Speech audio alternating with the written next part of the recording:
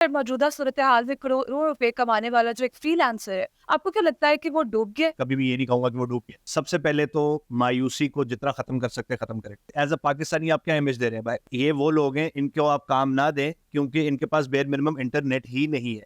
कोई इसकी रिस्पॉन्सिबिलिटी नहीं ले रहा। मतलब कि पिछले दिनों वो कह रहे हैं कि जी वीपीएन आप लोग ज़्यादा इस्तेमाल कर रहे हैं तो उसकी वजह से जो है इंटरनेट जो है ना डाउन है। इंपॉर्टेंट सवाल ये है कि आप में स्किल क्या है?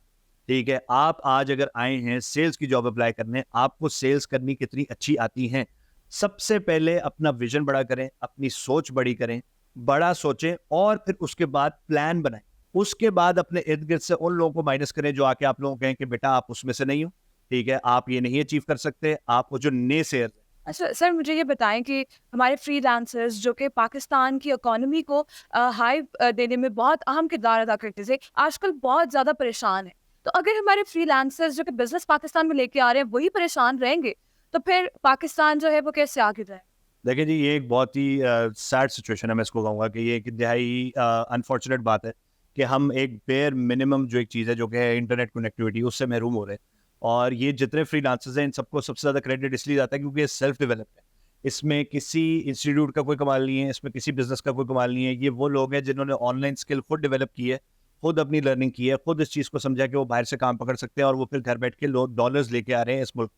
और आप उनको एक बेयर मिनिमम फैसिलिटी जो कि एक अच्छा इंटरनेट है उसे प्रोवाइड नहीं कर रहे, जिसकी वजह से एक तो उनकी इनकम पे तो जो इफेक्ट पड़ ही रहा है। सबसे बड़ी बात ये है कि आप एज अ पाकिस्तानी आप क्या इमेज दे रहे हैं भाई मुल्क में कि यार ये वो लोग हैं इनको आप काम ना दें क्योंकि इनके पास बेयर मिनिमम इंटरनेट ही नहीं है। ये कितनी सैड बात है कि एज अ पाकिस्तानी आपकी ये डेफिनेशन इस वक्त बाहर के मुल्कों में कि अब मैंने ट्वीट्स पढ़ी है उस दिन वहाँ पे इंटरनेट पे कि एक बंदे को एक किसी फॉरेनर ने रिप्लाई किया हुआ है कि जी आपका क्योंकि इंटरनेट नहीं चल रहा था तो मैंने ये काम किसी और को दे दिया हुआ है ऑलरेडी। और बिजनेसेस में भी है, बिजनेस का देखें कॉस्ट ऑफ बिजनेस ऊपर जा रही है। बिजनेस किसी ना किसी तरह कुछ ना कुछ मैनेज कर लेता है। अब जैसे हमारा टेक हाउस है, हमने इसको क्या किया, हमने कॉस्ट ऐड की है, 2-4 वीपीएन्स खरीदे हैं, 3 इंटरनेट कनेक्शन लगवा लिए कि यार कभी कोई एक चल रहा होता है, कभी कोई दूसरा चल रहा होता है। और दूसरी बात जो सबसे फ्रस्ट्रेटिंग बात है कि कोई इसकी रिस्पॉन्सिबिलिटी नहीं ले रहा। मतलब कि पिछले दिनों वो कह रहे हैं कि जी वीपीएन आप लोग ज्यादा इस्तेमाल कर रहे हैं तो उसकी वजह से जो है इंटरनेट जो है ना डाउन है। उसके बाद वो कह रहे हैं आज उन्होंने नई स्टेटमेंट दे दी है कि जी जो अंडरग्राउंड केबल चल रही है ना उसके अंदर कोई प्रॉब्लम है। तो ये तो सबसे आसान रीजन है किसी को कहना कि यार समंदर के बीच में केबल चल रही है, वो आप खराब हो गई है और पता नहीं हमारी केबल को शार्क को ऐसा क्या पसंद है कि शार्क आके हमारी केबल ही काटती है। तो ये बहुत ही डिमोटिवेटिंग है और इसकी वजह से ही ये सारा हर चीज कनेक्टेड है। देखे आज मैं पढ़ रहा था कि अनएम्प्लॉयमेंट रेट जो ग्रेजुएट्स का है वो 31% पे है। ये एक सर्वे है पीआईडी का। ठीक है, अब ये देखिए ये सारी चीजें आपस में कनेक्टेड है। ब्रेन ड्रेन, ठीक है, फ्रीलांसर्स का यहाँ पे फ्रस्ट्रेट होना, ठीक है, एजुकेशन इंस्टीट्यूट जो हैं वो आगे से सही से आपको गाइडेंस नहीं दे रहे स्टूडेंट्स को कि उन्होंने आगे जाके क्या काम करना है। सो बेसिकली आधे वो हैं जिन्होंने फिगर आउट किया ही कुछ नहीं हुआ, आधे वो हैं जो अपॉर्चुनिटीज के मारे हैं और आधे वो हैं जिन्होंने कुछ क्रिएट कर लिया है बट उनको इंफ्रास्ट्रक्चर नहीं मिल रहा। अच्छा, हमारी जो गवर्नमेंट है वो तो कहती है कि हम लोग बहुत ज़्यादा स्टूडेंट्स को फैसिलिटेट कर रहे हैं। तो कहीं फैसिलिटेशन आपको नज़र आती है यूनिवर्सिटीज़ के थ्रू, जॉब फेयर्स के थ्रू या गवर्नमेंट जो फैसिलिटेट करे? मेरा नहीं ख्याल जी कहीं पे भी कोई फैसिलिटी है। मैंने आज भी मैं ये सोच रहा था बैठ के कि ये जो 31% का फिगर आया है ना इसको अगर आप ब्रेक डाउन करें एसेंशियली तो ये क्या है, ये बेसिकली 4 स्टेक होल्डर्स निकलते हैं इसमें। सबसे पहले फैमिली है। फैमिली क्या है कि जो बच्चा ग्रेजुएट हो रहा है, जो बच्चा डिग्री ले रहा है, आधे से ज्यादा तो उसमें से वो है जिनको बताया जा रहा है कि भाई आपने ये डिग्री करनी है। कोई चाचा मामा ताया आता है वो आके कहता है बेटा ये डिग्री कर ले तो फलानी जगह जॉब मिल जाएगी और अच्छा हो जाएगा, तेरी जिंदगी सुधर जाएगी।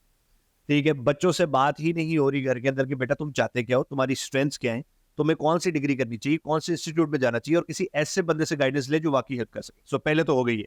उसके बाद एजुकेशन इंस्टीट्यूट। देखें मैं ये नहीं कहता, मैं डिग्री को कभी अंडरमाइन नहीं करता। लोग कहते हैं जी आप कह रहे हैं डिग्री इंपॉर्टेंट नहीं है, डिग्री इंपॉर्टेंट है लेकिन डिग्री के बाद क्या? देखें इसके साथ कनेक्टेड है पाकिस्तानी बिजनेसेस। पाकिस्तानी बिजनेसेस उतने मेच्योर बिजनेसेस नहीं है जहां पे प्रॉपर ट्रेनिंग प्रोग्राम हो। देखिए Nestle, Pepsi, Coke, PNG, Unilever, ये 5-6 नाम छोड़ के बाकी बिजनेसेस में कोई ट्रेनिंग प्रोग्राम नहीं होता।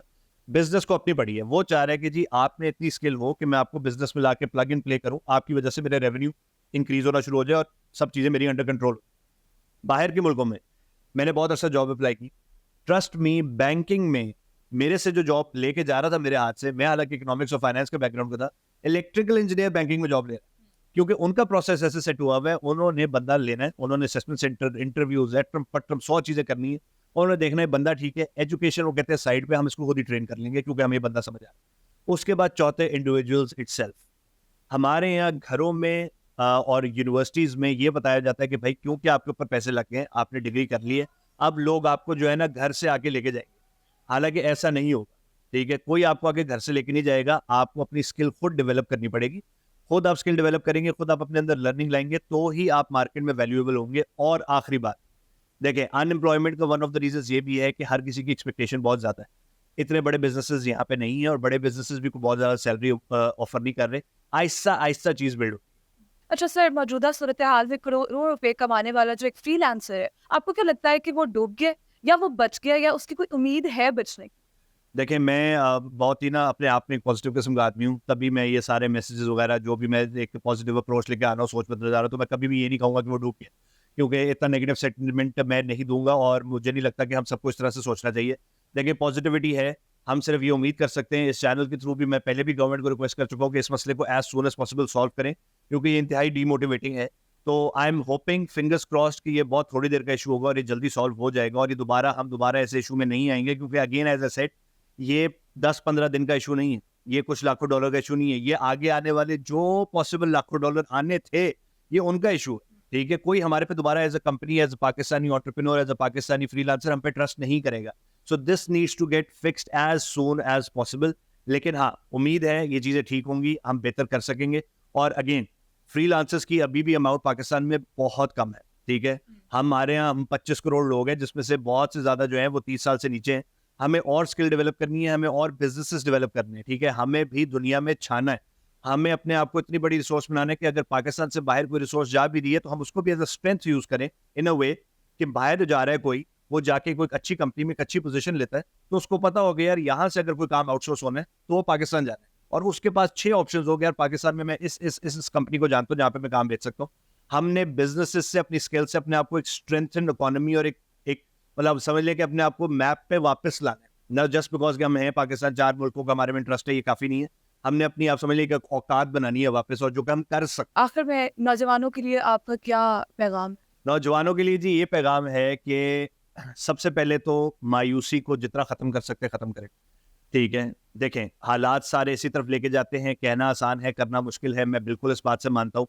लेकिन बड़ी सोच जो है ना, बड़ा विज़न जो है, वो मेरा ख़्याल है ये रिसेंटली अरशद नदीम साहब ने ना ये प्रूव कर दिया है कि अगर आप अपने घर में बैठ के बड़ा सोच सकते हैं ना, तो आप ओलंपिक्स के स्टेज तक जाके जीत के आ सकते हैं, और खाली जीत के नहीं आ सकते, आप वर्ल्ड रिकॉर्ड बना सकते हैं, ठीक है? If he can go against all the odds, ठीक है, and make history, why not us? Why not you? Why not him? Why not any other person in this country? वो ये क्यों नहीं कर सकता? देखें, ना करने के रीजन 100 मिल जाते हैं। गवर्नमेंट ऐसी, बिजली नहीं आ रही, इंटरनेट है, अपॉर्चुनिटी नहीं मिली, एक्स वाई जी, जो मर्जी। करने का रीजन एक है, सबसे पहले अपना विजन बड़ा करें, अपनी सोच बड़ी करें, बड़ा सोचें, और फिर उसके बाद प्लान बनाएं, और उस प्लान के अंदर फिर एक्शन लेके आए कि किस तरह उसको एग्जीक्यूट करना है। उसके बाद अपने इर्द गिर्द से उन लोगों को माइनस करें जो आके आप लोगों को कहें कि बेटा आप उसमें से नहीं हो, ठीक है, आप ये नहीं अचीव कर सकते, आपको जो ने शेयर, और उन लोगों को ढूंढें जो आपको अच्छा गाइड करें, जो आपको कुछ 2 चीजें सिखा के दें। इस सब को अगर आप कंबाइन कर लेना, तो इंग्लिश का एक वर्ड बनता है परसिस्टेंस। ये बस लगे रहें, आप पहुंच जाएंगे कहीं। हम मौजूद थे हसन मंच के साथ, जिन्होंने इस मायूसी के दौर में एक मोटिवेशन की किरण जो है वो बिखेरने की कोशिश की है और नौजवानों को मोटिवेट करने की कोशिश की है, एक अच्छा मैसेज देने का कोशिश किया है। इसी के साथ अपने एंकर को दीजिए इजाज़त, अपनी अपनी राय का इजहार कमेंट सेक्शन में करना मत भूलिएगा। अल्लाह हाफ़िज़।